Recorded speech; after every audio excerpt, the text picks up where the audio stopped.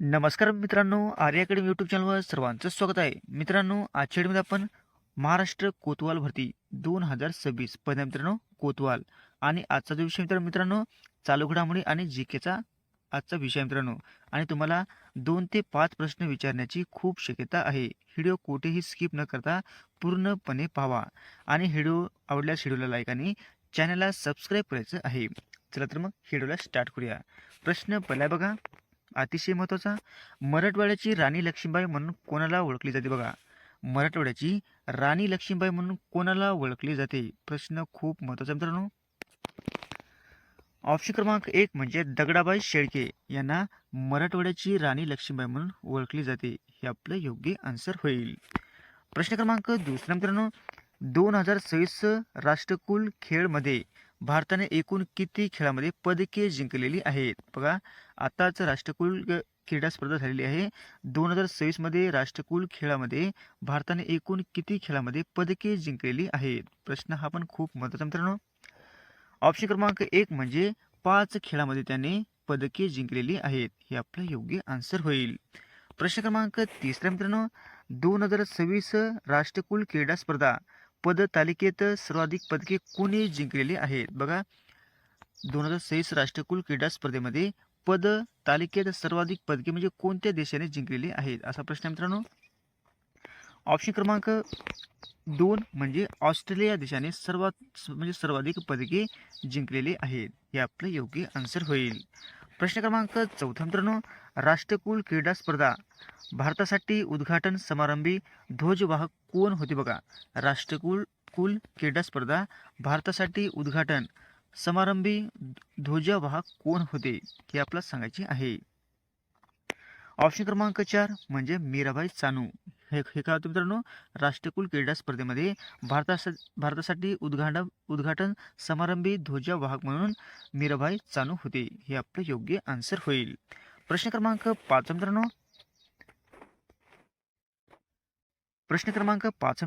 राष्ट्रकुल क्रीडा स्पर्धा भारतासाठी समारंभी ध्वजवाहक कोणी केलेले आहे? बघा, राष्ट्रकुल क्रीडा स्पर्धा भारतासाठी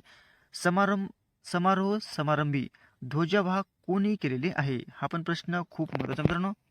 ऑप्शन क्रमांक 3 म्हणजे जस्मिन लॅम्बुरिया. काय मित्रांनो? जस्मिन लॅम्बुरिया यांनी काय केले मित्रांनो? भारतासाठी समारोह प्रसंगी त्यांनी ध्वजवाहक केलेले आहे. हे आपलं योग्य आन्सर होईल. प्रश्न क्रमांक 6 मित्रांनो, 2026 राष्ट्रकुल खेळामध्ये भारताने एकूण किती कांस्य पदक जिंकलेले आहेत? हा पण प्रश्न खूप महत्त्वाचा मित्रांनो. 2026 राष्ट्रकुल खेळामध्ये भारताने एकूण किती कांस्य पदक जिंकलेले आहेत? ऑप्शन क्रमांक 1 म्हणजे 9 कांस्य पदक जिंकलेले आहे. किती मित्रांनो? 9. हे आपलं योग्य आन्सर होईल. प्रश्न क्रमांक 7 मित्रांनो, 2026 मधील झालेले राष्ट्रकुल खेळ हे कितव्या क्रमांकाचे झाले आहेत? बघा, 2026 झालेले राष्ट्रकुल खेळ हे कितव्या क्रमांकाचे आहे? ऑप्शन क्रमांक 4 म्हणजे 23वे आहे. किती मित्रांनो? 23वे. हे आपलं योग्य आन्सर होईल. प्रश्न क्रमांक 8 मित्रांनो, 23व्या राष्ट्रकुल क्रीडा स्पर्धेचे आयोजन कोणत्या शहरात झालेले आहे? 23व्या राष्ट्रकुल क्रीडा स्पर्धेचे आयोजन हे कोणत्या शहरामध्ये झालेले आहे? हा पण प्रश्न महत्त्वाचा मित्रांनो, तुम्हाला विचारण्याची खूप शक्यता आहे. ऑप्शन क्रमांक 3 म्हणजे ग्लॅसगो. काय मित्रांनो? ग्लॅसगो या ठिकाणी 23वे राष्ट्रकुल क्रीडा स्पर्धेचे आयोजन म्हणजे ग्लॅसगो या ठिकाणी या शहरामध्ये झालेले आहे. हे आपलं योग्य आन्सर होईल. प्रश्न क्रमांक 9 मित्रांनो, राष्ट्रकुल क्रीडा स्पर्धा 2026 मध्ये किती देश व प्रदेश सहभागी झाले आहेत? बघा, राष्ट्रकुल क्रीडा स्पर्धेमध्ये 2026 मध्ये किती देश व प्रदेश सहभागी झाले होते? हा पण प्रश्न खूप महत्त्वाचा मित्रांनो. ऑप्शन क्रमांक 4 म्हणजे 74 देश व प्रदेश हे सहभागी झाले होते. हे आपलं योग्य आन्सर होईल. प्रश्न क्रमांक 10 मित्रांनो, 2026 राष्ट्रकुल क्रीडा स्पर्धा पद तालिकेत भारत एकूण क्रमवारीत कितवा आला आहे? बघा, 2026 राष्ट्रकुल क्रीडा स्पर्धा पद तालिकेमध्ये भारत एकूण क्रमवारीत कितवा क्रमांक आलेला आहे? म्हणजे भारताचा कितवा क्रमांक आहे, असा प्रश्न मित्रांनो. ऑप्शन क्रमांक 1 म्हणजे कितवा मित्रांनो? 4था आहे. आणि प्रथम कोणता मित्रांनो? प्रथम काय आहे? ऑस्ट्रेलिया आहे. हे आपलं म्हणजे 4था आपलं योग्य आन्सर होईल. प्रश्न क्रमांक 11 मित्रांनो, 2026 राष्ट्रकुल क्रीडा स्पर्धा पदतालिकेत भारताने एकूण किती पदके जिंकलेली आहेत? हा पण प्रश्न खूप महत्त्वाचा मित्रांनो. 2026 राष्ट्रकुल क्रीडा स्पर्धेमध्ये पदतालिकेमध्ये भारताने एकूण किती पदके जिंकलेली आहेत? ऑप्शन क्रमांक 2 म्हणजे 39 एकूण पदके जिंकलेली आहेत. बघा इथे मित्रांनो दिले आहे. सुवर्ण पदक हे 13 आहेत, रौप्य पदक हे 17 आहेत आणि कांस्य पदक म्हणजे 9 आहेत. म्हणजे एकूण आपण 39 पदके जिंकलेली आहेत. हे आपलं योग्य आन्सर होईल.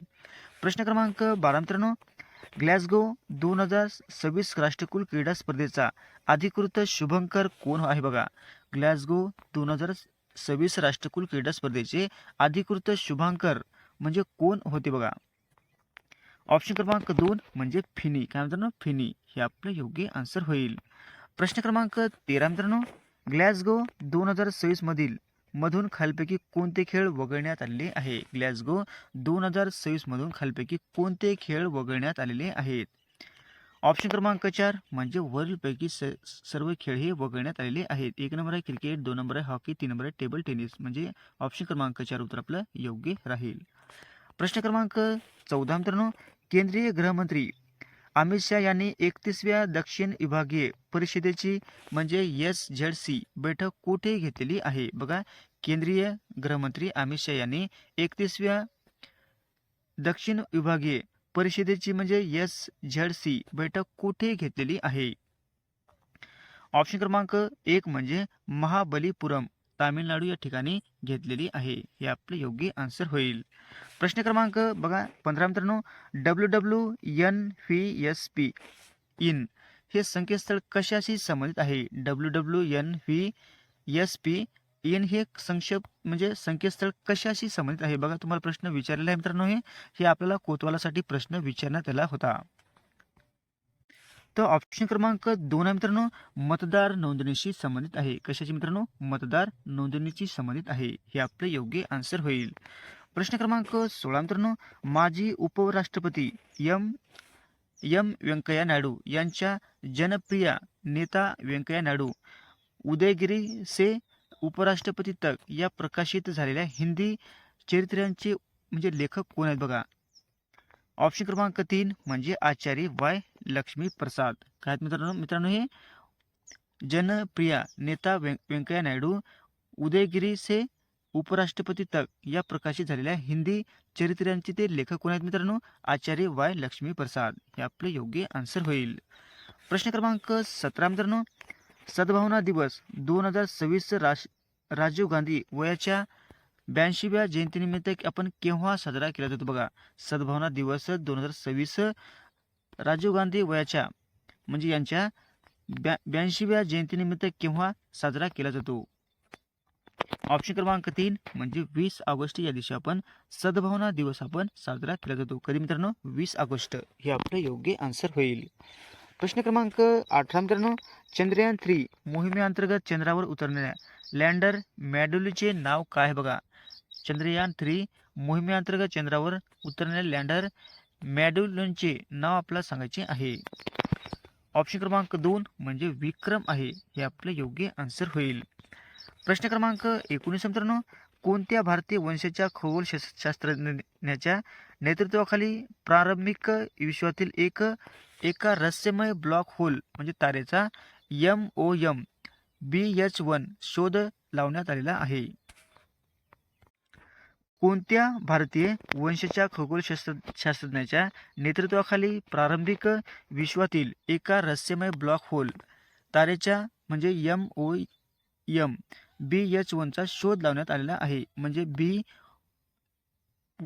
काय मित्रांनो? MOM BH1 चा शोध हे कोणी लावलेला आहे? ऑप्शन क्रमांक 2 म्हणजे डॉक्टर रोहन नायडू यांनी लावलेला आहे. हे आपलं योग्य आन्सर होईल. कोण मित्रांनो?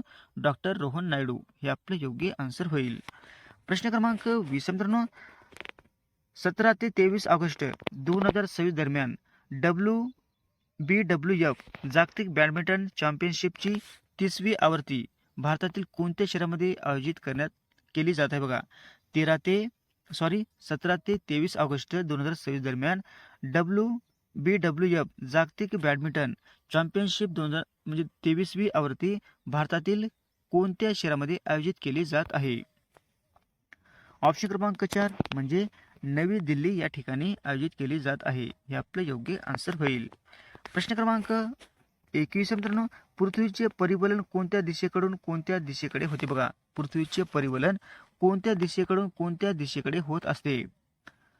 ऑप्शन क्रमांक 1 म्हणजे पश्चिमेकडून पूर्वेकडे होत असते. हे आपले योग्य आन्सर होईल. प्रश्न क्रमांक 22 मित्रांनो, कोणत्या राज्य सरकारने महिला सरकारी कर्मचाऱ्याची तिसऱ्या अपत्याच्या जन्मावरील प्रसूती रजा म्हणजे 12 आठवड्यावरून 365 दिवसापर्यंत म्हणजे 1 वर्ष वाढवलेली आहे? कोणत्या राज्य सरकारने महिला सरकारी कर्मचाऱ्यांची तिसऱ्या अपत्याच्या जन्मावरील प्रसूती रजा 12 आठवड्यावरून 365 दिवसापर्यंत म्हणजे 1 वर्ष करण्यात म्हणजे वाढवण्यात आलेली आहे? ऑप्शन क्रमांक 1 म्हणजे तामिळनाडू या ठिकाणी वाढवण्यात आलेली आहे. हे आपले योग्य आन्सर होईल.